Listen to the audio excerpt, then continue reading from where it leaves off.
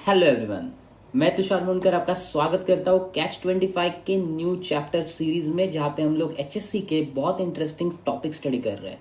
और current topic is dual nature of light पढ़ने वाले हम लोग, या फिर dual nature of electromagnetic waves को यहाँ पे स्टडी करने वाले हैं। सबसे इंपॉर्टेंट फैक्टर यहाँ पे है जो हम लोग इफेक्ट स्टडी करने वाले हैं इन डेप्थ में, उसको बोलते हैं photoelectric effect. See, light is quite interesting phenomena. Light इतना इंटरेस्टिंग है कि बात ही मत करो। अभी ये जो लाइट है उसके रिलेटेड बहुत सारी चीजें नोन थी। Like light travels in a straight line, light के रेज होते हैं, लाइट की बीम होती है, लाइट का स्पीड 3 × 10⁸ मतलब ऐसी बहुत सारी चीजें लाइट के बारे में धीरे धीरे मालूम पड़ना चालू हुआ था। There was one confusion in the light though, कि लाइट एग्जैक्टली है क्या, लाइट के अंदर क्या है। ये मतलब और भी बहुत सारी चीजें पता थी, जैसे लाइट रिफ्लेक्शन देता है, लाइट रिफ्रैक्शन देता है, there is dispersion in the light, जहां पे आपको रेनबो कलर मिलते हैं, विबग्योर, एज यू नो। ये सारी चीजें हमें पता थी, बट ये नहीं पता था कि लाइट एग्जैक्टली है क्या। मतलब विबग्योर का तो न्यूटन ने बताया था ना, प्रिज्म यूज करके, वो टाइम पे उसको पता था 16th सेंचुरी में। बट लाइट के अंदर क्या है, या फिर लाइट किससे बना है, we were unaware about that particular thing. So it was scientist Einstein that actually prove that light has dual nature. मतलब सिर्फ आइंस्टाइन ने प्रूव नहीं किया, उसके पहले बहुत सारे साइंटिस्ट ने थियरी रखी थी, कुछ साइंटिस्ट ने एक्सपेरिमेंट किया था। जैसे एक साइंटिस्ट था जिसका नाम था हर्ट्ज। तो हर्ट्ज ने एक प्रॉपर सेटअप लिया था, एक्सपेरिमेंट किया था। उस एक्सपेरिमेंट के अकॉर्डिंग हम लोगों को पता चला था कि यार लाइट के पास तो ड्यूअल नेचर है। मतलब लाइट ना कुछ बिहेव करता है, it behaves as particle and it behaves as wave. तो ये जो चीज है वो आइंस्टाइन ने प्रूव कर दी थी, and that is why Einstein won Nobel prize. Okay, तो हम लोगों को ऐसा लगता है कि आइंस्टाइन को नोबेल प्राइज क्यों मिला, E = mc²। Yes, it was indeed a very famous equation, it is Indeed very famous, but the equation is not the reason why he won Nobel Prize. Why? Because to get Nobel Prize, you need to provide proper proofs on your basis, for your theory. If you don't provide proper proof, then nobody is going to give you Nobel Prize. Einstein actually proved this dual nature, and that is why it is quite fascinating. चलो बात करते हैं इस dual nature के particle nature के बारे में। Wave तो हम लोगों ने सुपरपोजिशन ऑफ वेव्स में पढ़ी लिया है, सुपरपोजिशन ऑफ वेव्स में नेचर पढ़ा है। Apart from that you had a chapter electromagnetic waves and communication system. Over there you studied about electromagnetic waves, different kind of EM waves, जहां पे light waves भी था। तो आपने लाइट का वेव नेचर ऑलरेडी स्टडी किया है depth में। अभी किसकी बात चल रही है, अभी हम लोग ज्यादा से ज्यादा डिस्कस करेंगे पार्टिकल नेचर के लिए। Okay, the idea of quantization of energy, that means energy can be divided into quanta or packets, was first introduced by the scientist Planck.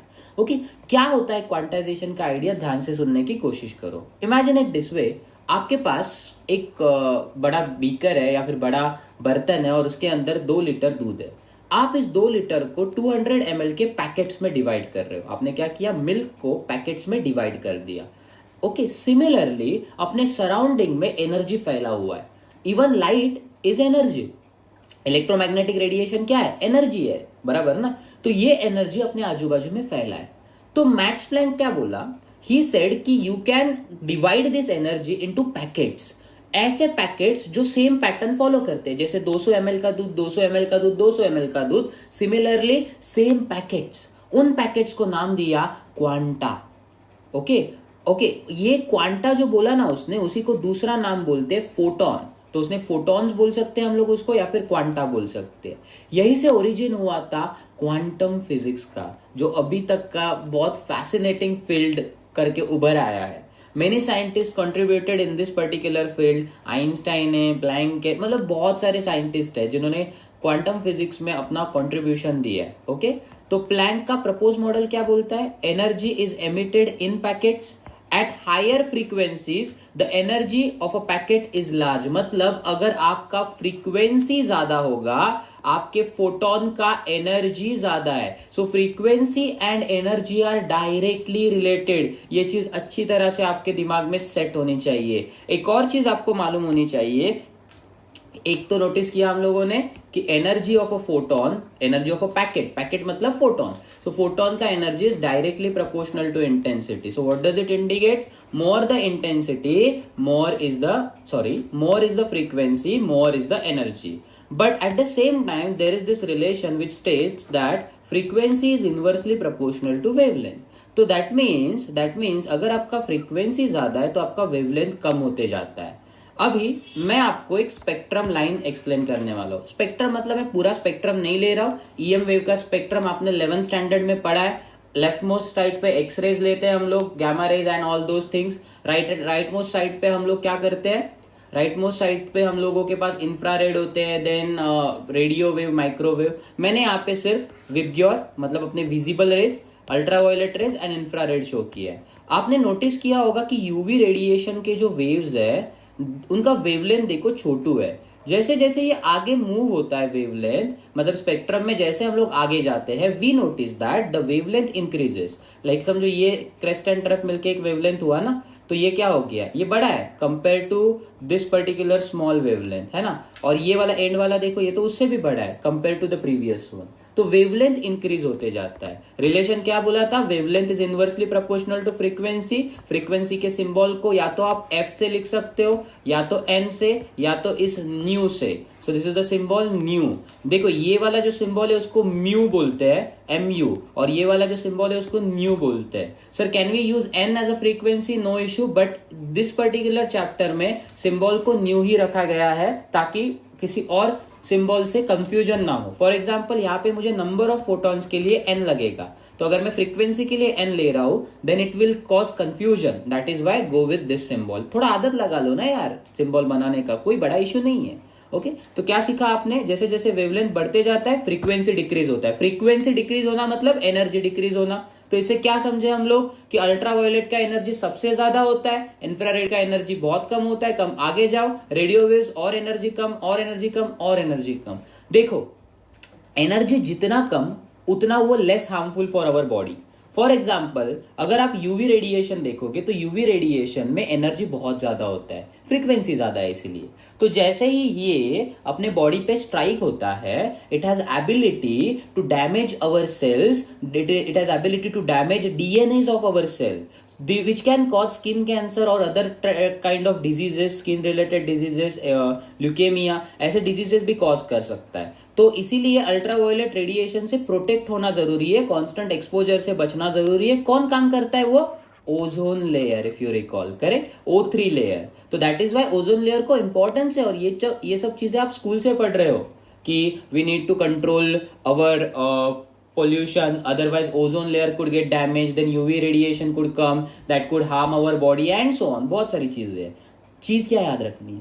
Wavelength कम है उसका तो मतलब फ्रीक्वेंसी ज्यादा है, फ्रीक्वेंसी कम है मतलब क्या ज्यादा है? एनर्जी ज्यादा है. बस. Okay next, photo electric effect. Photo electric effect बहुत इंटरेस्टिंग इफेक्ट है जो पार्टिकल नेचर शो करता है. देख मैं अगर वेव नेचर की बात करूं तो वेव नेचर में हम लोग के पास बहुत सारे इफेक्ट है, जैसे कि इंटरफेरेंस है जो मैं वेव नेचर की मदद से एक्सप्लेन कर सकता हूं.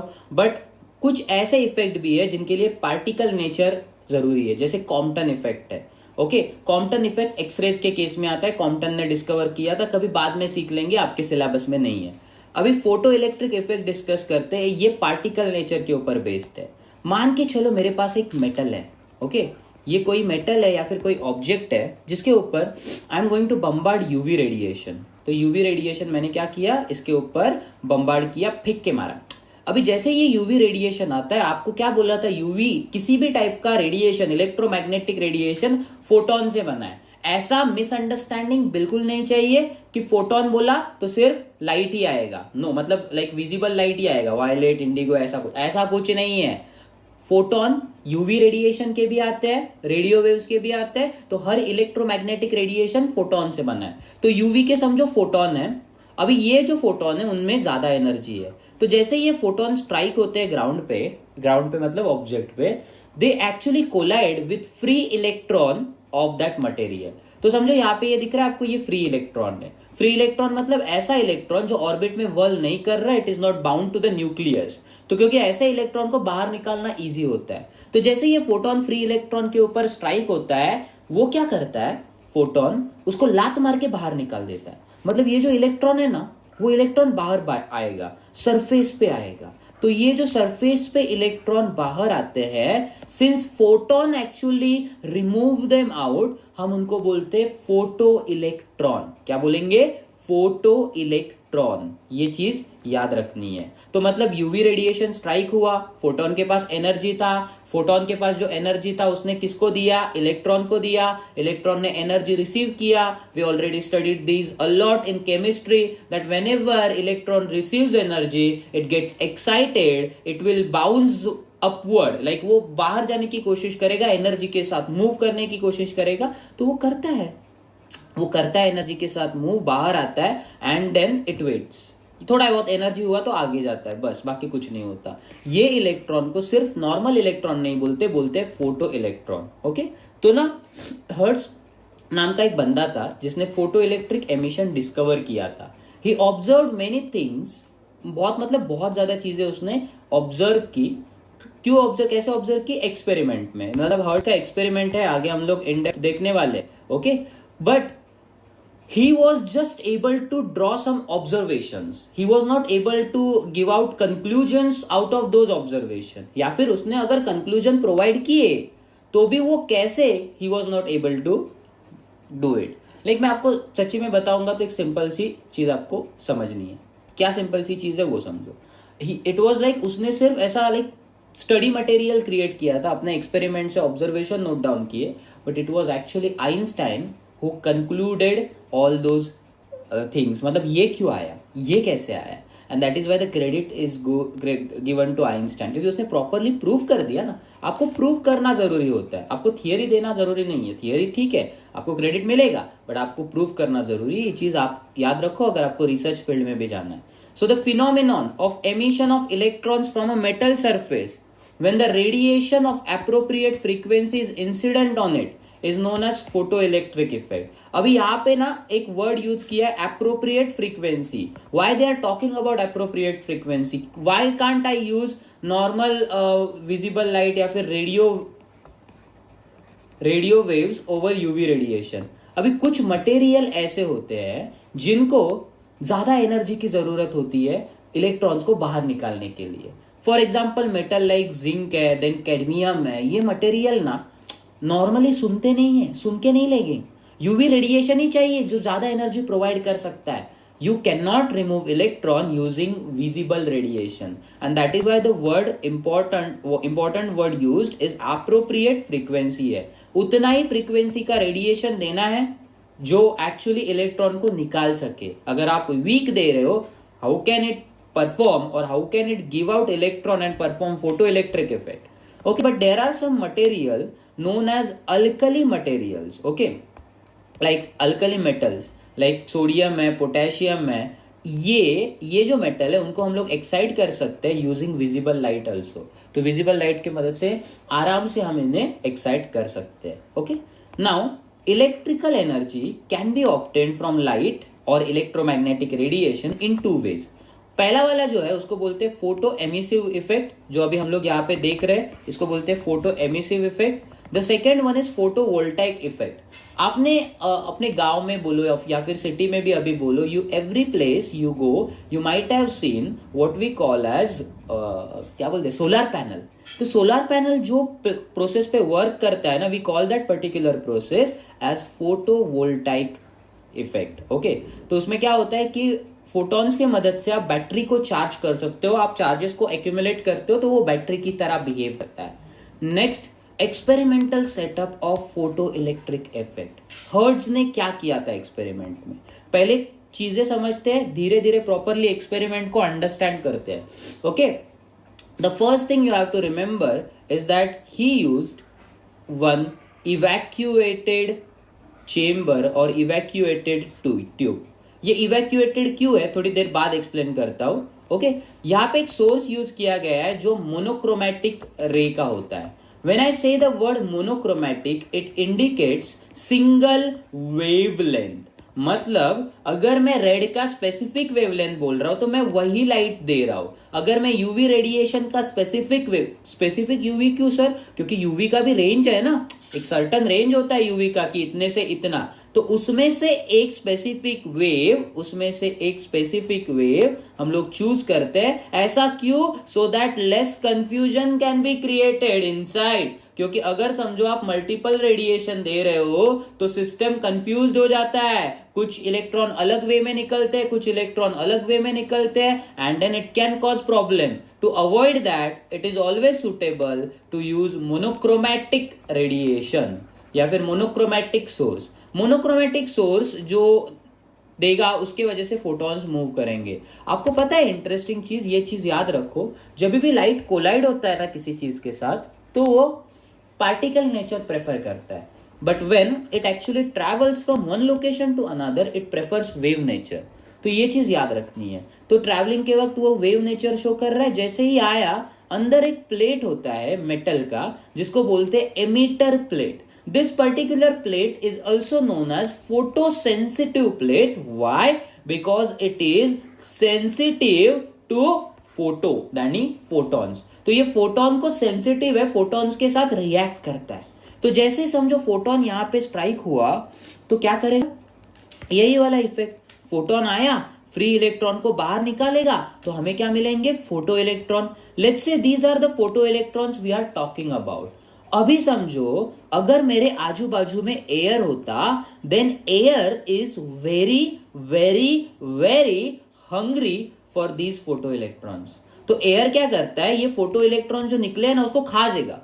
लाइक अगर समझो फ्री चार्जेस घूम रहे, दिख रहे तेरे को चार्जेस फ्री है, then there will be instability in the system, isn't it? And if there is instability in the system, then air will try to neutralise that system. To neutralise that system, air actually absorbs this electron within themselves या फिर neutral करने की कोशिश करता है। तो ये neutral ना हो, क्योंकि हमें इलेक्ट्रॉन की जरूरत है, इसीलिए हम लोग ने इवैक्यूएटेड चेंबर यूज किया जिसमें से हम लोगों ने एयर को एलिमिनेट किया है। अभी इलेक्ट्रॉन मस्त इधर पे है, थोड़ा बहुत आगे जाके रुकेंगे। क्यों? द रीजन इज दैट कि उनको पुश करने वाला कोई नहीं है या फिर उनको पुल करने वाला कोई नहीं है। अगर आप बहुत टाइम के लिए उसको ऐसे के ऐसा रखोगे तो electron maybe will bounce back to the original substance, क्योंकि उनको जाने के लिए कोई लोकेशन नहीं है और they will stay there for prolong period of time. But the thing is that if we use a collector plate, that is a positively charged plate, okay इसको हम बोलते हैं, क्या बोलते हैं? पॉजिटिवली चार्ज प्लेट को एनोड। तो अगर समझो एनोड यूज करते हैं, दूसरा नाम कलेक्टर प्लेट, क्योंकि ये इलेक्ट्रॉन कलेक्ट करेगा। अभी देखो कैसे, तो समझो इसके ऊपर पॉजिटिव चार्ज हम लोगों ने डेवलप कर लिया। कैसे डेवलप किया? Will see later on. But इसके ऊपर पॉजिटिव चार्ज डेवलप कर लिया, then as electrons are negatively charge, this electron will be pull towards this positively charge plate, and then the circuit is completed and the current starts to flow. These electrons are known as photoelectrons. The current that is flowing is known as photocurrent because photon के वजह से create हुआ ना, and the effect is known as photoelectric effect. क्या बोला? जो electron emit हो रहे हैं उसको बोलेंगे फोटो इलेक्ट्रॉन, जो करंट इसमें से फ्लो होगा उसको बोलेंगे photocurrent, and effect, this entire effect is known as photoelectric effect. Okay, there is one thing that I forgot to tell you is the quartz window.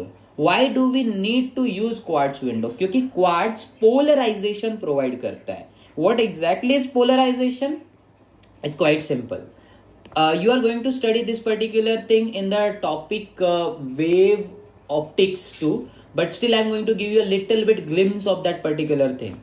तो usually जो light होता है उसके अलग अलग कंपोनेंट होते हैं, ऐसा ऐसा, and it is like zigzag components होते हैं। बहुत सारे लाइट में कंपोनेंट होते हैं, लाइट में बहुत सारे वेरिएशंस होते हैं एक ही वेवलेंथ अगर लिया तो भी, like even in single wavelength it has multiple component. Now these multiple components again can cause confusion in the system, okay, और could give you improper result.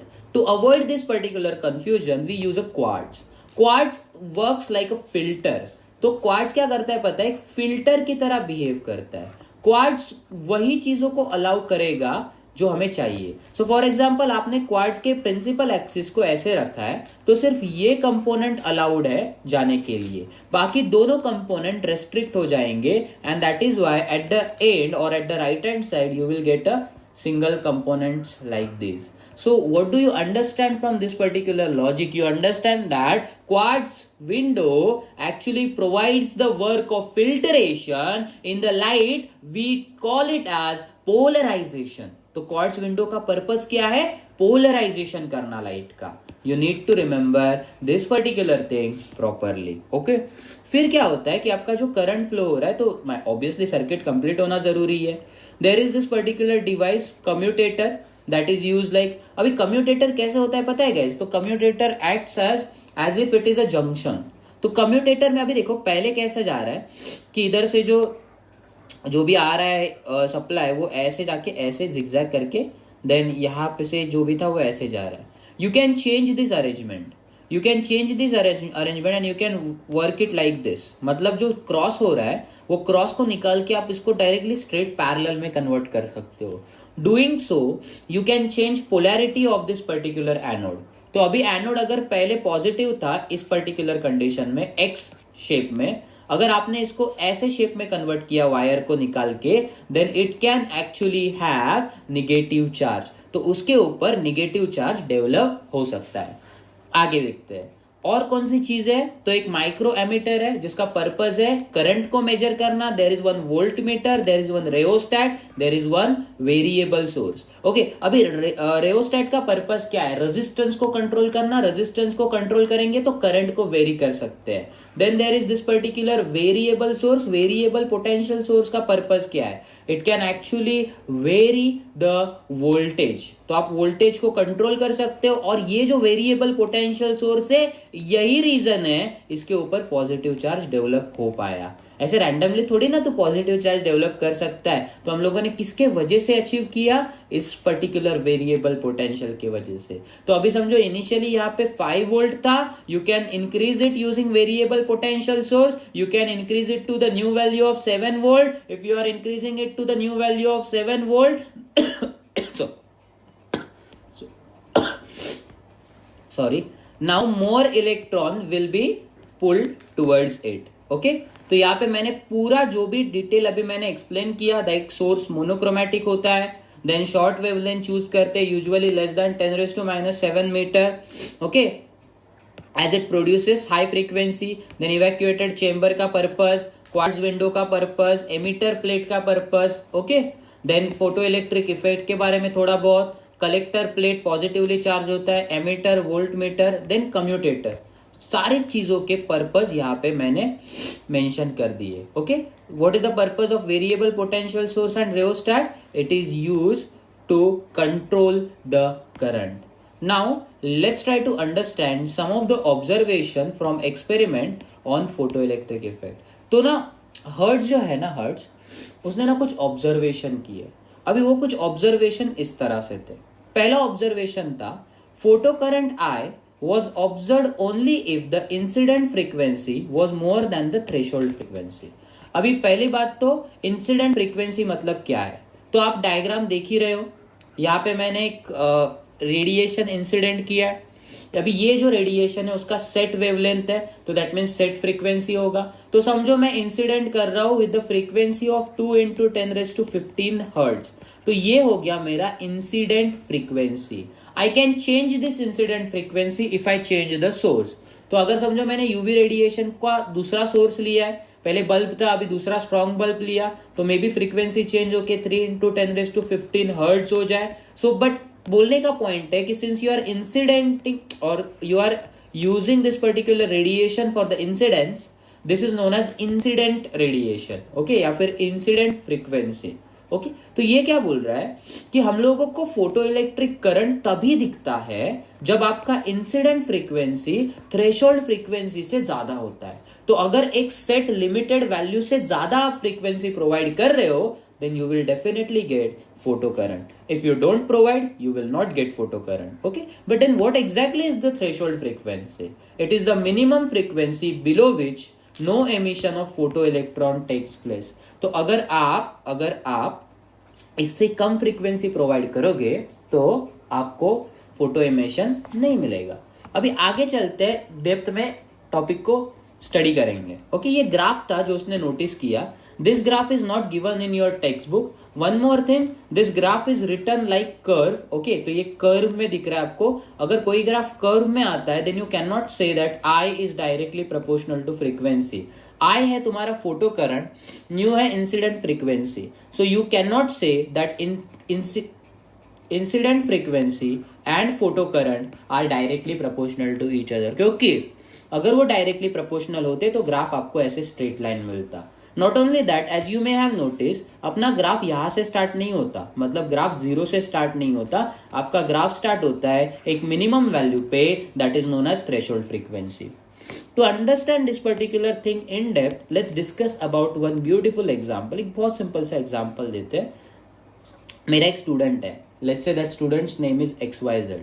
अभी वो जो XYZ स्टूडेंट है वो ना ये वाले रीजन पे आउटपुट दे रहा है। आउटपुट मतलब होमवर्क करके आना। ओके, सो यहाँ पे मेरे Y एक्सिस पे होमवर्क डन है या फिर आउटपुट है, यू कुड से। सो दिस इज O/P और यहाँ पे मेरा इनपुट है। ओके, अब मेरा इनपुट क्या है, मेरा उसको चिल्लाना, मेरा उसका एक्सप्लेन करना। So this is me talking to him. Okay, so you could say this is me, या फिर इनपुट ही लिखते हैं। यहाँ पे मैं इसको चिल्लाऊंगा, जो भी मैं इनपुट दूंगा यहाँ पे नोट डाउन करेंगे।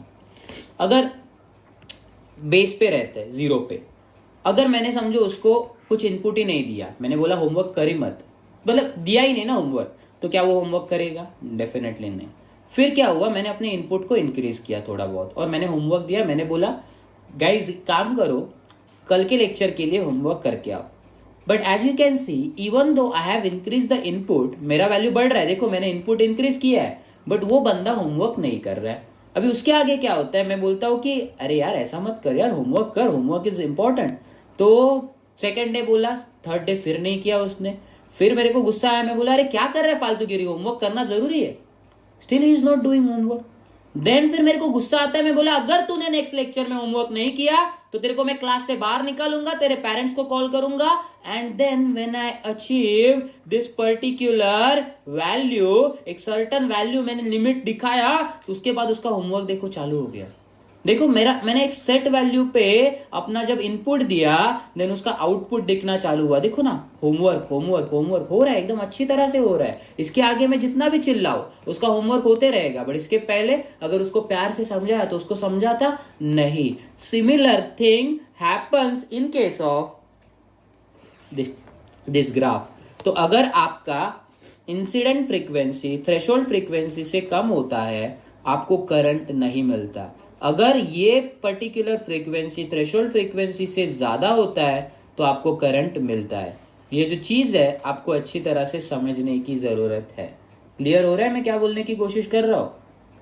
तो इंपॉर्टेंट चीज क्या समझनी है कि आप अगर थ्रेशोल्ड वैल्यू के ऊपर इंसिडेंट फ्रीक्वेंसी दोगे तो आपको फोटो इलेक्ट्रिक इफेक्ट मिलेगा। So this is where we write a condition. अगर incident frequency becomes greater than or equals to threshold frequency, there will be photo emission or photoelectric effect. But if incident frequency becomes less than threshold frequency, there will be no photo emission. तो ये student का example याद करके you could get the overall idea of this particular experiment. Again मैं बोल रहा हूँ, ये पर्टिकुलर ग्राफ आपके टेक्स्ट बुक में नहीं है, पहले सिलेबस में होता था, बाद में उन्होंने डिलीट कर दिया, but it is very important. Second thing that you have to remember is that कि I is not directly proportional to nu. It is not true, क्योंकि अगर वो डायरेक्टली प्रोपोर्शनल होता तो स्ट्रेट लाइन होता।